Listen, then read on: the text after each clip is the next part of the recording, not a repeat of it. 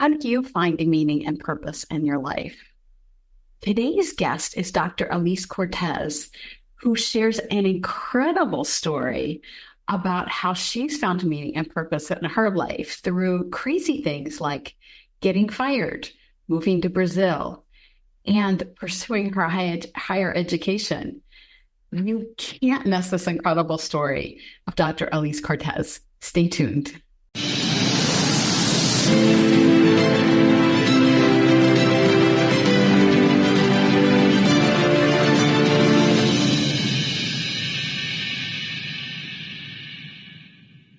Today, we have a really exciting guest for the Daring to Transcend podcast.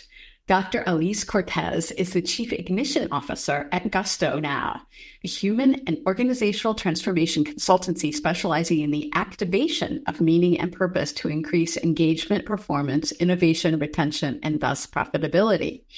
She is an organizational psychologist and logotherapist, inspirational speaker, researcher, author, and host of the Working on Purpose podcast. And she's got several books that she's written, but I'm going to wait and let her tell you about them herself. So welcome, Alise. I am excited to have you here today.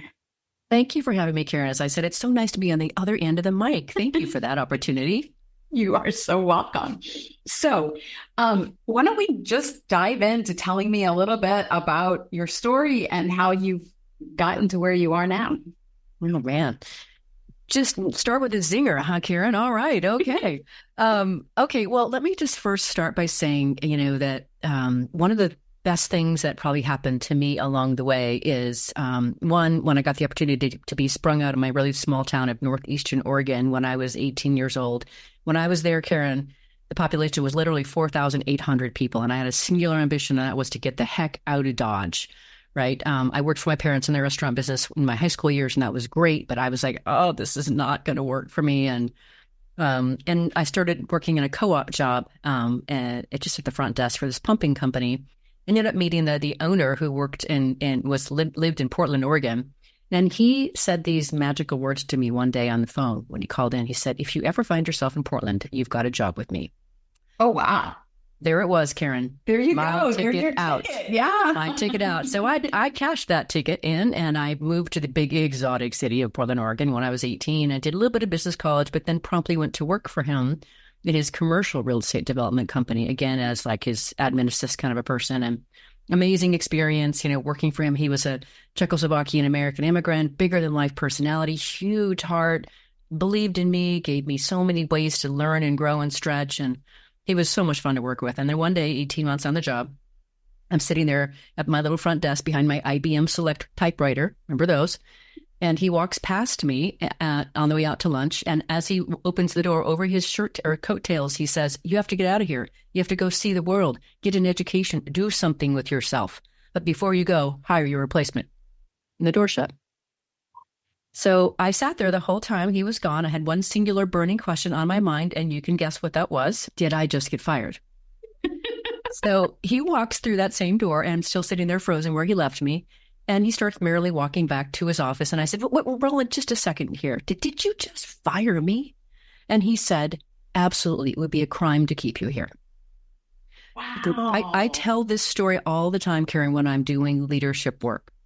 Because before he said what he said to me, Karen, I didn't know I could go to college. My parents were entrepreneurs. They didn't finish high school. So a bachelor's, 3 masters, and a PhD later, I think I can check the education box. Just a little bit. He told me to go see the world. So when I was 26 and with my new boyfriend who got transferred to Madrid, Spain, I knew him for a month. He said, you should come with. I said, I think I will. Got on that train. We lived in Spain for 6 months, went all over Western Europe. I learned French and Spanish. And then we spent 2 years in Rio de Janeiro, went all over South America, learned Portuguese as well.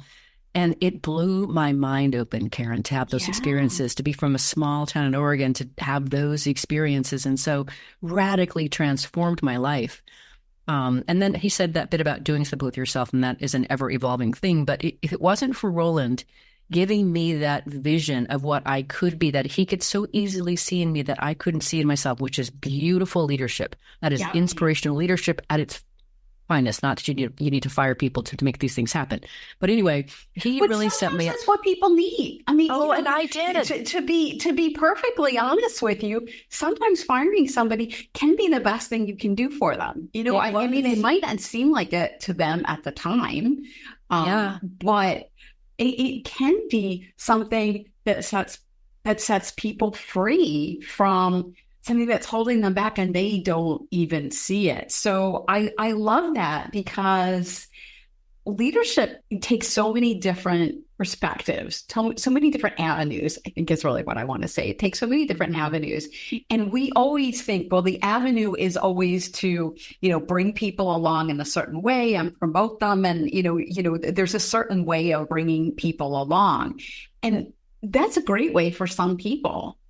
But it's not the best way for everyone. And when you see someone that's, you can't help them live up to their potential for whatever reason. And I've done that myself as a leader. Mm-hmm. It's like, I can't help you here, right? That I can't get you to where you need to go. So you need to go find someplace else to do that. So what a beautiful gift he gave you. Oh, it's the man saved my life twice. When he first hired me and then when he fired me, he literally saved my life twice. And so, the reason I always tell that story, because I teach and develop inspirational leaders. Yeah. So what he did is he cast a vision. He conveyed and communicated to me a vision he could see of me that I could not at all see for myself. Neither could my parents see for me. And because of what he told me, I lived into that and I became that. He radically changed my life for the better. And so I kept him, I stayed close with him over the years after I left his employment. And when I was in 2000, when I got married, I brought him to my wedding and I recognized him alongside my parents for the role he had in my life. And then after that, pretty much every year, whenever I came through Portland, because I moved away to Dallas, I would have lunch with him and we would stay connected. And, when he got to be like, I think 76 or so, he wanted me to help him organize his 76th birthday party, which was going to take the form of a living wake, because he didn't want to wait for people to tell what he thought of them after he died. So let's do it while I'm still alive and still vertical. So we did that. We had these amazing, powerful experiences together. And the man, what a contribution and a connection to my life. Now, he'd since passed in March of this year. He prepared me for it. It's like, this is going to happen. Things are shutting down. But yeah, so this is part of what I've learned to teach is how my life was catalyzed by that experience. And that was one major input. But yes, that experience of being fired and cast out of the net and then, stepping into the vision that he could see for myself was a huge part of my journey. Yeah, absolutely. And I had a similar story, not that I got fired, but I had a similar story and I've told it many times of, my boss who saw a lot more of me than I ever saw for myself or expected. And I would never have gotten to where I was without him. So the power of someone who really can see your potential is amazing. It really is. And we need that. We need that help. We need somebody to help pull us up. And, when we're shaking in our boots and our knees, that, what do you mean I can live into that and be that? And, they encourage us and they inspire us to do it anyway. And, and that was huge. And I would say, so he was definitely my first probably major input. I'd say the second major input along the way, milestone, if you will, that kind of is important to my story is when I was living in Brazil. I was there from age 26 to age 28, Rio de Janeiro. And the first year was absolutely amazing, phenomenal, brand new, didn't have a visa. So I was working on my education, continuing to get those degrees. But by the second year, it started to really settle in. I had a beautiful life. I mean, the kind of life that everybody says they want. I had a live-in maid who made all the meals and did all the cleaning. We had a chauffeur that took us anywhere we wanted to go. We had a gardener, a great pool. I mean, just travel all over the place. But I discovered something critical that was missing in my life. And that is, I was consuming life, albeit a very beautiful life. I wasn't giving of it. I wasn't giving of myself to it. I wasn't being in service. And it turns out that we humans need to be of service to be in our best vitality. So I learned about the existential vacuum, which is, of course, is what led me into study, ultimately logotherapy and other things like that. So I learned how empty life is when, even though it's beautiful, when you're not being of service and you're not feeling like you're mattering to the world. And that's a huge part of my story.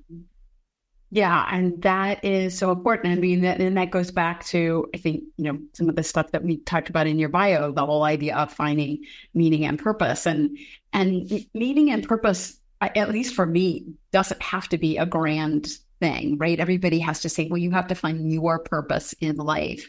Well, our purpose, I feel like our purpose changes at different times of our lives, and that our experiences, our gifts, as we grow and change, they grow and change, and what we have to offer the world changes. And if we just find one passion and we only do that one thing all of our lives, I mean, I think that's true for some people, but for most of us, that in itself even isn't fulfilling. Mm-hmm. Yeah, mine has definitely evolved over the time. But since this is about being bold here on your show, but I'm very grateful that somehow I found the courage to leave that relationship, because I knew that I couldn't be who I wanted to be. I was never going to become the person I wanted to be. That there were a lot of limitations, and then there were things that changed in the relationship dynamic that made it less healthy and such.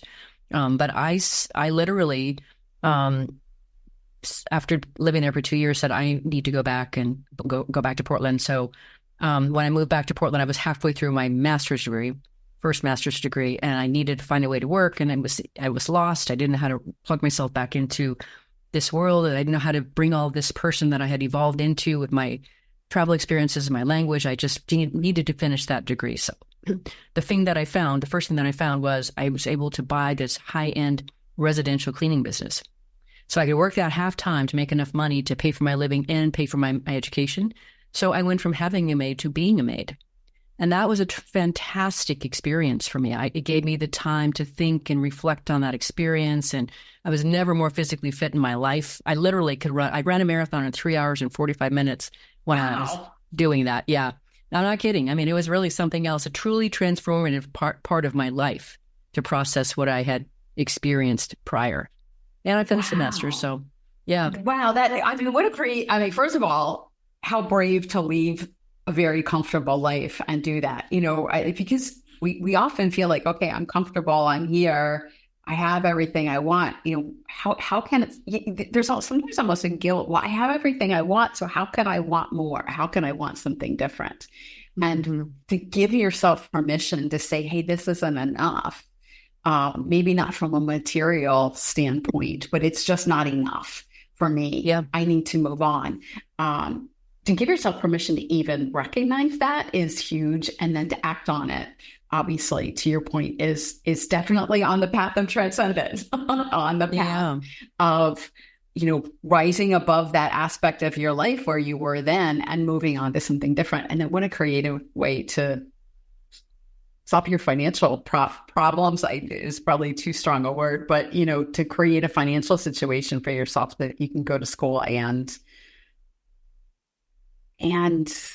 humbling, right? I mean, and self-care that came with it. I had all that time to reflect all by myself, cleaning. But, part of it, this is important for our conversation, especially around leadership, is we all need feedback, right? Self-awareness is so important in life, anywhere. And if you don't have it, you're literally flying blind in this beautiful thing called life. And one of the things that helped me was in that second year, I brought a friend down to spend some time with me. I brought her down on miles so she could experience Brazil with me. And I had known her since I was in 8th grade. We had lived together in our, late teens, and she knew me pretty well. And when she came down to visit, she watched the interaction with my then boyfriend and that I was there with, and which was pretty harsh. When you get to a place in a relationship where you're missing respect, it's a pretty harsh thing. Yeah. And she said, Alise, I don't know who you are.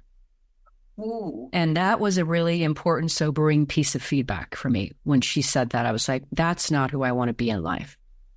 And so that helped tremendously. That was a really nice, important kick. There was the misery that I felt, but then to have somebody mirror back that, let me just say that what I'm seeing ain't pretty and it's not who I know you to be. That also really helped. Yeah. And to your point, we can get so stuck in situations that even though we know there's that misery, we know there's that underlying discomfort, sometimes it's hard to really pull yourself far enough out of it to say, wow, this really is a problem. So, great great for your friend to do that. I mean, that, another big blessing for you. Well, it is, because sometimes your friends just don't feel like they're empowered or comfortable enough for what will they do with the relationship if I actually tell you this. And, so it's one thing to be miserable. I mean, I remember when I was living there, my fiance that worked for a large oil company down there, and we would host these big parties. And I knew a lot of his, workmates and a lot of leaders in the organization. I remember on one of the last parties that we hosted, I was sort of off on the periphery by myself. And one of the women who knew me, she came up to me and she said, this is in Portuguese, and I'll translate it. She said, Alise, você está com uma estrela abaixada, which means, Alise, you are with a lowered star, which what really translates to, you're depressed. You don't look good over there. And that was another, one of those sort of things where you start to get this surround sound feedback of this is not good. So anyway, those experiences really, really helped me to catapult me out of that. Otherwise, you get apathetic. And that's the worst place you can be in life, is to be apathetic, because you don't have there's no energy around apathy. You can't do anything with apathy. You can do something with misery, anger, pain, but you can't do much with apathy. Very true. Very true. And it's so easy to tune out and become apathetic if we're not careful. So I love that. So then what? So you're back in the U.S., you have your cleaning business, you have your master's degree, then what happens? So after I kind of got through the master's in the cleaning business, which lasted about a year, by the way, and then I kind of got myself back into sales jobs, which is what I'd been doing before I moved to Spain and Brazil. So once I did that, then I got into kind of the career track of, bought a house, and I moved from Portland to Seattle with a transfer job, and when I got promoted, and but then there it was again, Karen. I got into this. I'm living in Seattle. I got a home in Portland, and I've got a cute little condo in Seattle. Things are going well. Life is good. But there was this little voice and that's what we have here for this thing called life. And just again felt that sort of existential sort of urgence. And I was again missing the meaning piece. I had this kind of cush easy job. I was selling baking flour by the truckload to big manufacturers in Los Angeles and going down and golfing with them. It didn't scratch the itch of significance. And I needed to use my mind and my intellect, and that just wasn't there. So I did what any sane, any normal, person would do. I skipped the path of having the affair with somebody at work. I didn't buy the sports car, didn't go to the ashram in India. No. I did what everybody should do. I went ahead and got a PhD, or entered a PhD program. And that was my answer to the early onset midlife crisis. And I do think it was the right thing to do. It was pretty expensive, but it sent me on this path, this right path of, let me become the product, the service that I'm putting into the world versus selling somebody else's. And that was also a really critical juncture. And I studied human development and meaning in work, identity, et cetera. So then that really became like the foundation of everything that's happened in my human capital career since, which is 25 years later. Yes. And that existential crisis of what now? What happens next? Is this all there is? Most of us go through that at different times of our lives, but I talk to so many women leaders in corporations, or even on their own, but more the ones that are in corporations that get to that point in their career, in their lives. Usually it's sort of the empty nest syndrome, the looking at their late 40s, early 50s, the kind of age group. And I fell into this myself, where all of a sudden, you've got this great corporate job, you're making lots of money, and it's not like you're not contributing. I mean, I certainly felt like I was contributing. The company was doing good things. It wasn't like there wasn't any purpose associated with it. But all of a sudden, it wasn't my purpose anymore. Right. And it was like, but what about me? What about what, and not in a selfish way. No, I got it. Not in a selfish way, but in this way about, I feel like I have more to give. Right. And I have something to give in a different way than I've been doing it before. And now what do I do? And I think there's a lot of women, and you and I talked about this, offline in a previous conversation, about women getting to that point, and probably men do too. I just don't talk to as many men. But that point of, I need to do something more. I need to contribute at a different level. I need to use all of the skills and stuff that I've put together now and bring that forward in a different way. And unfortunately for corporate America, a lot of that means they're leaving corporate America, which, is problematic on so many purposes. And people have heard me say that before too. But I know one of the things that you're doing with your work now is trying to address that within a corporate environment. So, based on your own journey and what you've gone through, what does that look like with the people you're working with now? And how do you see your work impacting? I love that. To situate that, let me hit another stop on the journey because it will situate us and set us up for how to really answer that. And so after I, did my PhD and I finished that and studied the meaning, work, and identity, I just kind of naturally unfolded my human capital career. I started in recruiting, and then it became employee development, and then in employee engagement measurement and improvement, leadership development, and then organizational development, organizational transformation. It was just a natural unfolding and evolution that happened organically. But one thing that accelerated it tremendously, which has really helped uniquely position me to do the work that I'm doing now, is I got this crazy itch when I started teaching at the University of Phoenix and Southern Methodist University in 2011. But then I got the intellectual itch again. And as soon as that happened, and I was teaching all these psychology courses and having so much fun, I was like, all right, I got to go back and augment that dissertation research around meaning, work, and identity and see if I can affirm it or further develop it. So I interviewed 115 men and women across 20 different professions, and I ended up finding, looking and measuring and analyzing the levels and depths of meaning that they talked about in their work, as well as how it related to their sense of identity, the intimate way that it was either an expression, a resonance, a conflict, no way to separate it. And then I found 15 modes of engagement. And now I'm deeply heavy in this meaning space. I know something about meaning vast majority of people don't know. And that is what really kind of started down this path today that I could be on.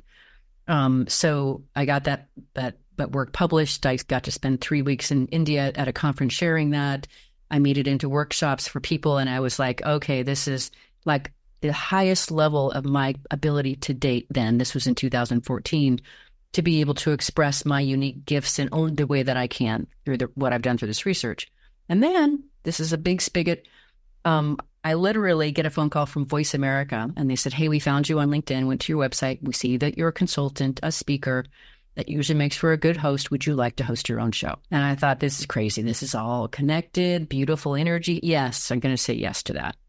So once I started doing that in February of 2015, then everything just became a much more accelerated process. I kept meeting more and more people that, kept fully further opening my mind about the import and role of meaning and purpose and why it's so compelling to people and how it's often so elusive to people. Mm-hmm. And then, so that's that from there. Then I wrote my first book in 2020, Purpose Ignited, and then one after each other for the next, 3 or 4 years.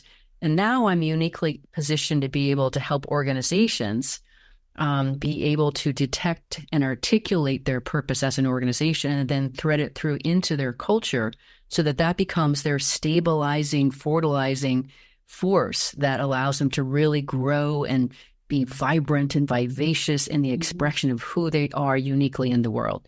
And I made leadership programs, et cetera, all kinds of things. But what I like to say that's important about this, Karen, is we have to learn how to listen to, and this is what I teach too, you got to be quiet enough, present enough to hear that quiet little whisper inside of you that is telling you where to put your next foot on the lily pad. Where do you put it? It goes right there, put it right there.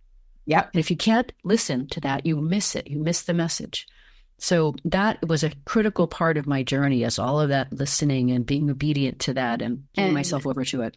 I agree with you 150% on that. And, one of the things that I find with it, and maybe you've had this too as an entrepreneur and as on your journey, we find that, we listen to that voice or we think we hear that voice and we take a step and then we get a little further down a road and you realize this isn't quite this, it's close, but this isn't quite it. Right. Yes. But I've already committed to this, so I've got to follow it through. When you also have to be able to listen to the voice that says, okay, you're close, but we need to move, from this direction just over here. We don't have to do 180 degrees, but if we need to shift 90 degrees. Yeah. And I know that I found that for myself, and one of the things that I'm really focused on now, again, listening to that small voice for myself, and what I love is, I write fiction, and I love women's stories. Like you're talking about your story today, but our stories often are really what give us meaning or make meaning, and we have the ability to rewrite our stories. We have the ability to reframe our stories. And I love how you've shifted your story along the way in order to bring out this beautiful body of work that are helping now organizations change their story, really. Because at the end of the day, by communicating their purpose, it's really changing the story of the organization. Oh, Karen, this is so good. We have so many interesting commonalities and common interests. But yeah, so, I'm an organizational psychologist. I studied positive psychology, existential psychology, developmental psychology. So I really care about how do we make, what I do in my business is Gusto now, is we are about doubling down on humanity in the age of technology. So how do we make people even more human? And one of the ways we do that, to your very point, is I developed a program that it really helps individuals. So we do this for companies too, but for individuals to be able to tell their story, their life story, usually like in 3 bullet points, and then share that with somebody who's in a workshop with them so they can get their feedback of what they heard. And sometimes something changes in their own way of what they hear in that. Then they get the chance to be able to get their little eraser out and change how they're writing that story and sharing that story.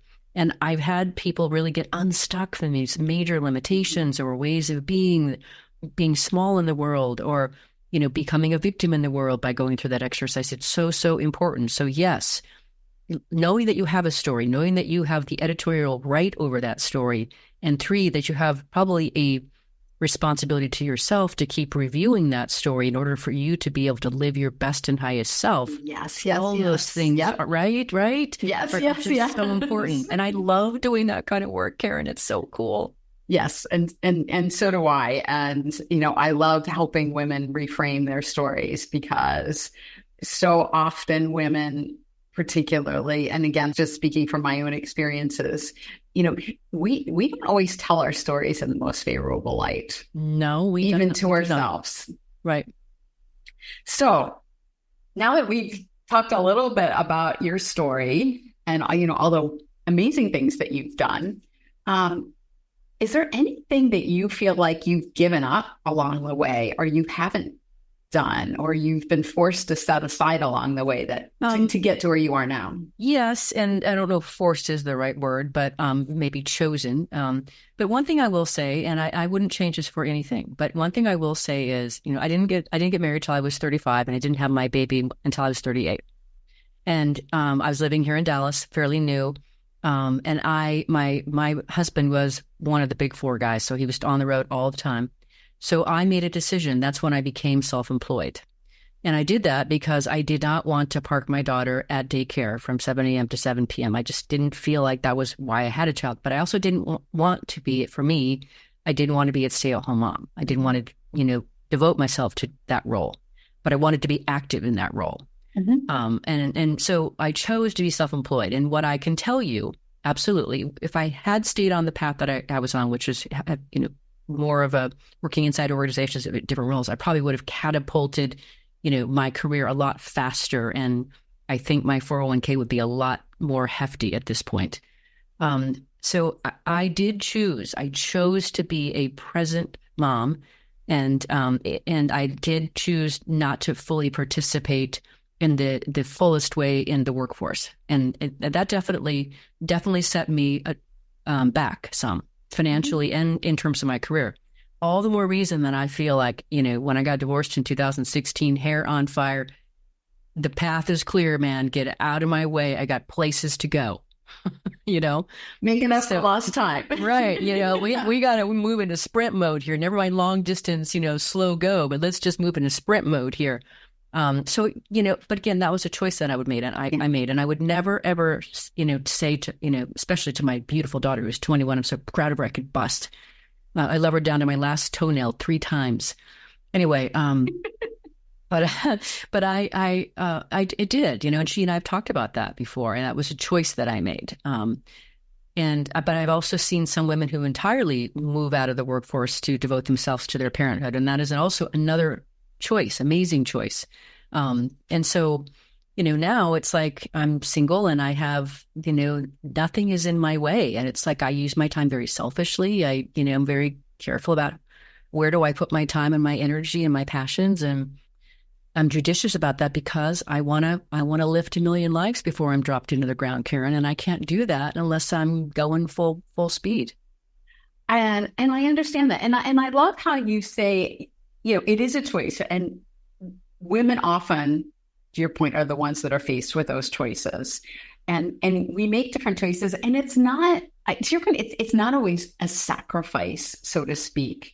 The way people say it, it's a choice because that's how we want to feed ourselves. I mean, I ended up not having children, not because I planned that, but it's just sort of how my life unfolded, that it wasn't possible. Although I, have 2 stepsons that are part of my life now, which I'm very grateful for. But it's interesting how we weave our personal lives, our professional lives, and how we have to integrate them as we go through our lives in different ways, and in ways that I think most men don't really do or have to do. To your point, women do take setbacks, but it can be beautiful, and it can serve us so much better as we go forward and bring that wisdom. So really, I know you're saying, you need to impact 1 million lives, and you don't want to get anyone in your way, which is a beautiful, beautiful thing. But at the same time, you're where you're supposed to be, and you have a richness in your life that you actually can impact people with that you probably wouldn't have had if you not made those choices earlier.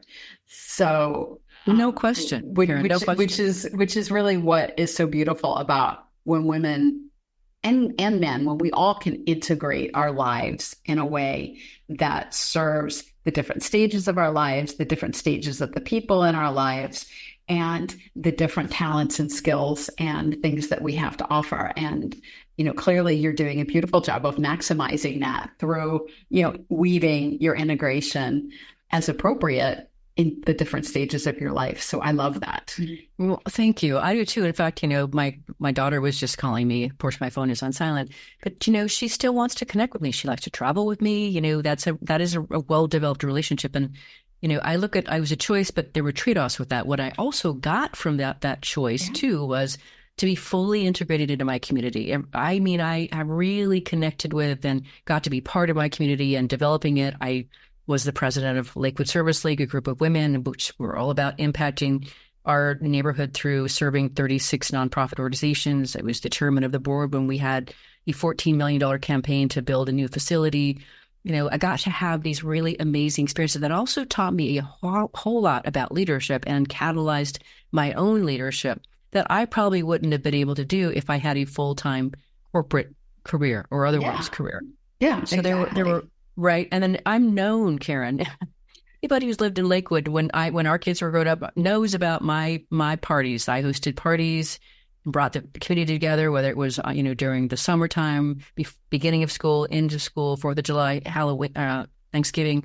And I loved that part of my life, that chapter of my life. Yeah. I no longer feel compelled to do that anymore. I use those energies to write books and create programs. It's the same energy. I just use it differently. Yeah. Yeah, no. And again, different seasons of your life, and being, when you're connected to a community like that, again, that builds a richness in your life. And I'm sure some of those, you still have some of those connections, maybe not in the same way, but those connections stay with you. And, after all, connection is really, what it's all about in the long run. And that's how we connect on purpose in organizations and goes back to all the wonderful things that you're doing in your work. So before we wrap up this amazing conversation, and I'm so grateful for you joining me today, if people have questions or want to get in touch with you, want to learn more about how you can help them or your organizations, what's the best way for them to get in touch with you? My personal website is probably the place to start because it'll give you all the orientation and it'll give you lots of ways to find me. So that's alisecortez.com, A-L-I-S-E, Cortez with a Z.com. It's got my email address and my phone number there. You can find me on LinkedIn like easy peasy. I'm very easy to find. And my business website is gusto-now.com. So all those ways are ways to find me and directly connect. And I would love to talk and connect with anybody who feels so compelled. Yeah, and absolutely. We will have some of those contact points in the show notes on YouTube. So don't forget to check those out. So if you didn't write them down now, don't worry about it. And, again, thank you so much for joining us, Alise. Your story is truly inspiring and I really appreciate it. And thank you, viewers, for joining us today.